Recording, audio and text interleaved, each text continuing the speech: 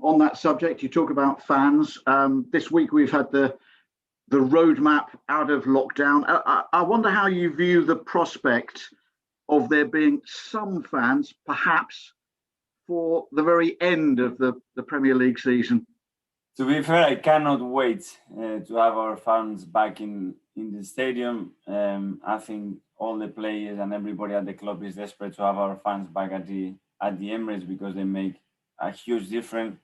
And for me personally as well, because the energy that they are able to create, the motivation that they create, the passion that they can show at the stadium for our players, I think is something that we've been really missing. And I said it before, to feel part of something that you are trying to do without sharing it with the people that really matters, it's very empty at the end. It's lacking a lot of the emotional parts that are the beauty of this game. So hopefully we can have them very, very soon.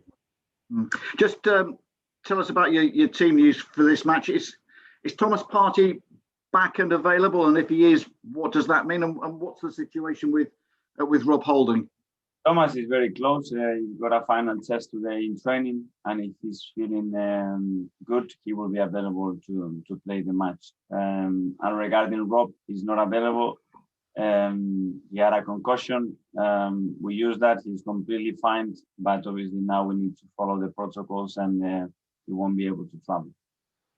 With a third of the season gone, is the Europa League the only route for Arsenal to qualify for the Champions League next season? Is the chance of a top four finish completely gone?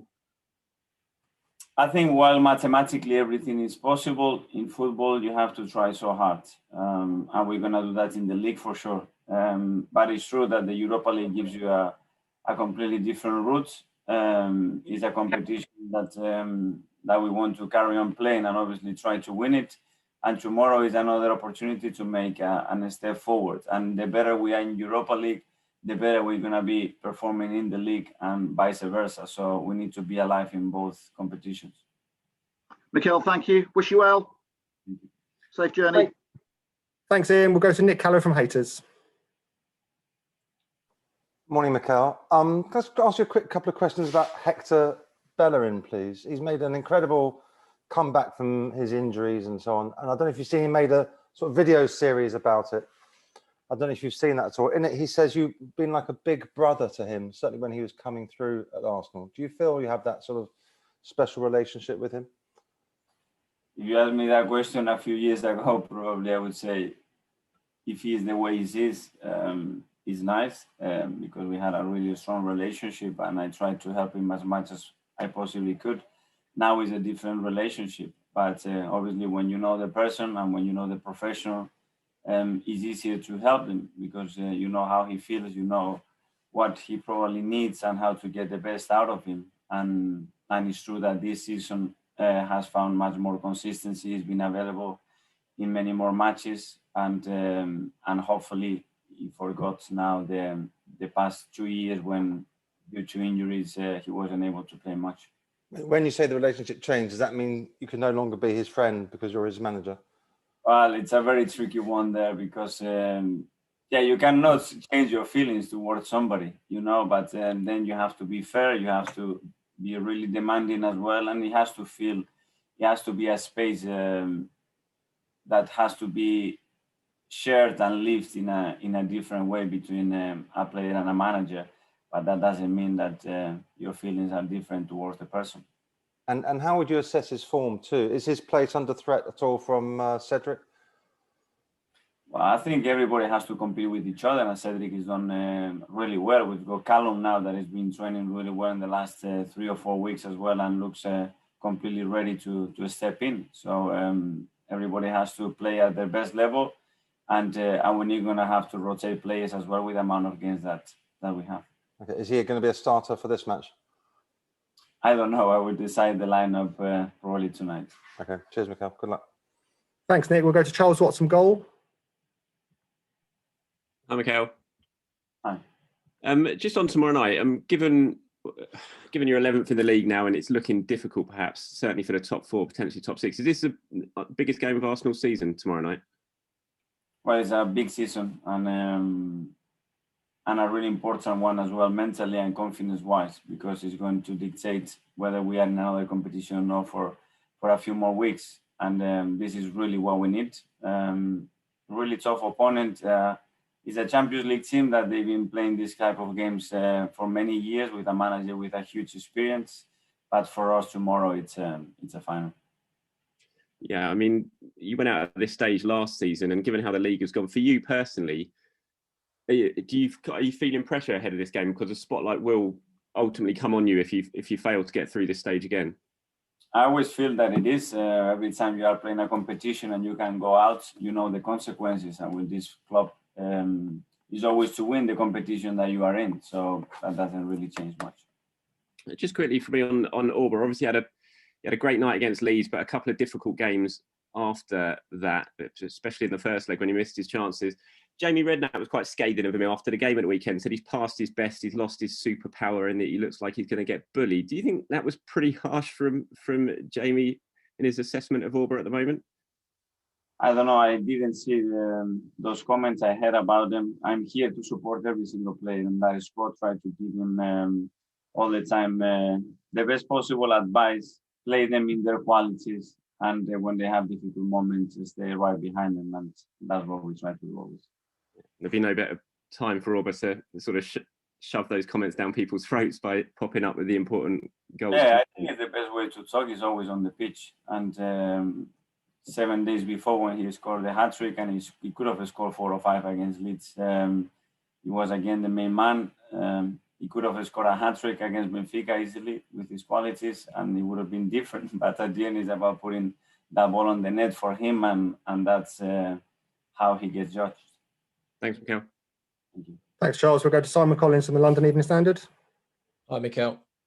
Just one from me. We spoke about the pressure being on this, but in your Arsenal career, you've had these games, the FA Cup final, the Community Shield, the Chelsea game, games where it seemed everything's on the line and the pressure's high. Do you enjoy those games where everything is up for grabs and, you've got This is why we are here. When you play this type of competition, this type of games, finals, this is the pressure that you want. Much better. It has to have the pressure to win, not the pressure not to lose. And I really enjoy the pressure of winning. And to be here and to represent this club, you have to be prepared to that. If not, you don't belong here.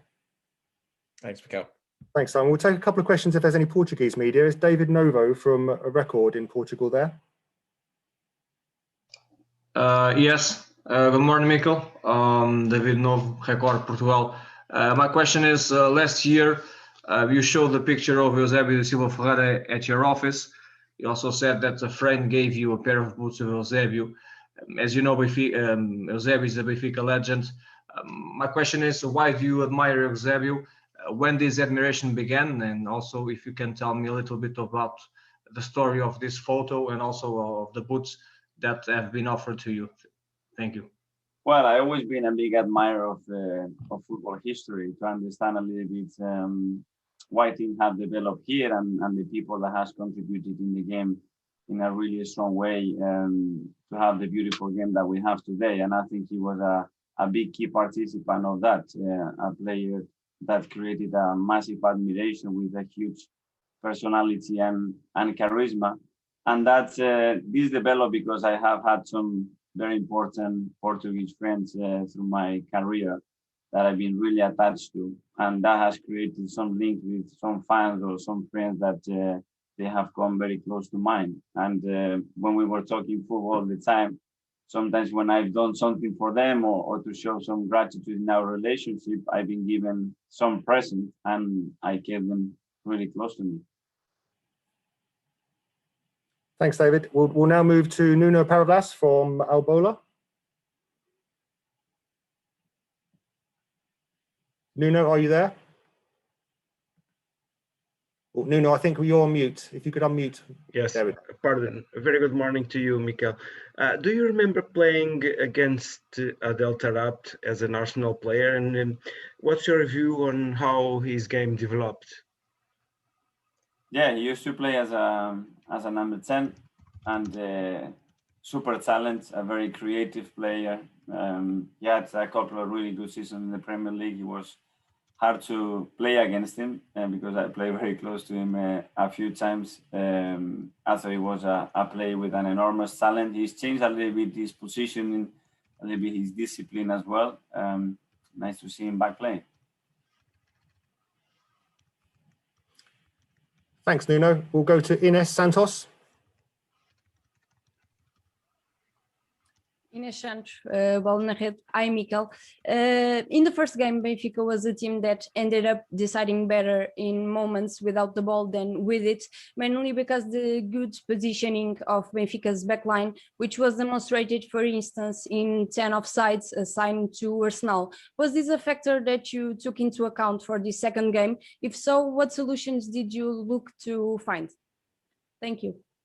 Thank you. Yeah, they have a really aggressive back line. I don't know. We can expect a back three, a back four tomorrow. I don't know what they would try to do, but it's been a key principle in the way of playing. They managed that situations really well. We came offside in many occasions. Credit to them as well for how they deal with those situations. And regarding the game and what we expect, again, a really tough game. They are a really aggressive team that want to come at you, and I'm expecting them tomorrow to do the same. Thanks, Ines. We'll now move to a 10:30 embargo tonight, 10:30 Lisbon, London.